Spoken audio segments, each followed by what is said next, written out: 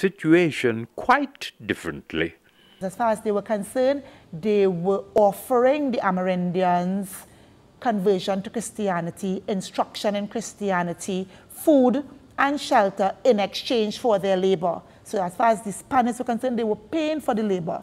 But in terms of being a forced system of labor, no other term than slavery should really be applied to that system called the encomienda system. With the loss of the native population, Europeans turned to Africa as a source for labor. The history of this transatlantic slave trade is well documented. For over 300 years, millions of Africans were brought to the Americas, chained and packed tight below the decks of ships, with little food and water and no bathrooms. They were beaten or killed if they used their names or practiced their religion. Upon landing, they were sold to the highest bidder to work under whips and threat of death on plantations, producing cocoa, coffee, cotton, sugar, and rice, mining gold and silver, or working as house servants. Families were separated without regard. From the beginning of the trade, however, up until the abolition of slavery, the Africans fought against the oppression. They rebelled on the ships, on the plantations, and ran away to mountainous or forested areas, forming their own free communities. They were called Maroons. The Maroons represented beacons of hope, or the ability to break away from slavery and enjoy a life of freedom. The Maroons was a testimony that, yes, it was possible to live free even when slavery still existed. One of the greatest acts of marronage was the rebellion in Haiti, which ended in independence for the colony in 1801.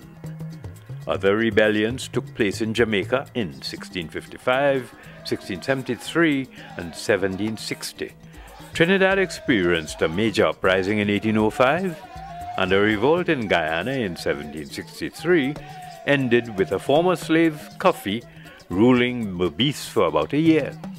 Barbados recorded 6 rebellions between 1649 and 1701, and Cuba had 3 uprisings between 1533 and 1727. They stole weapons, they stole foodstuff, they destroyed property, they encouraged other enslaved persons to join them. So once you had a Maroon community nearby, it was a symbol of hope, a symbol of resistance. So the planters would do well to get rid of that.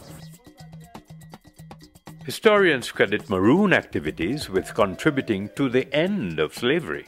They paved the way, especially before 1739, when the treaties between whites and Maroons were signed. They paved the way for blacks still on the plantation to run away and to find a safe haven away from slavery. So that's another way in which they contributed to emancipation.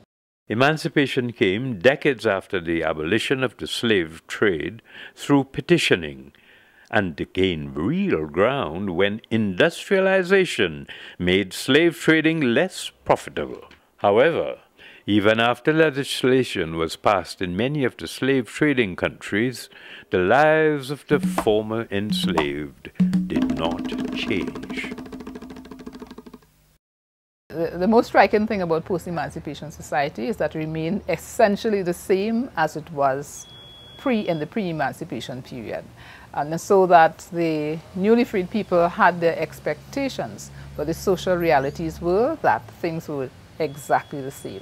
So the society was controlled by a white planter elite, and all their efforts were directed to maintaining a labor force. So whilst free people had their own ambitions, the established powers were determined to ensure that people remained in the places that society had ascribed for them. In post-emancipation society, the church's role gained new significance. So the churches dominated the education system, teaching a smattering what they decided that people should know, using examples that were totally foreign. The intention was to ensure the status quo was maintained. and not give anybody any grand ideas that they could elevate themselves into the, upper levels of the society. Nevertheless, emancipation had an effect, and planters turned to indentured laborers from India to fill the gap. The first boats landed in British Guiana on May 5, 1838.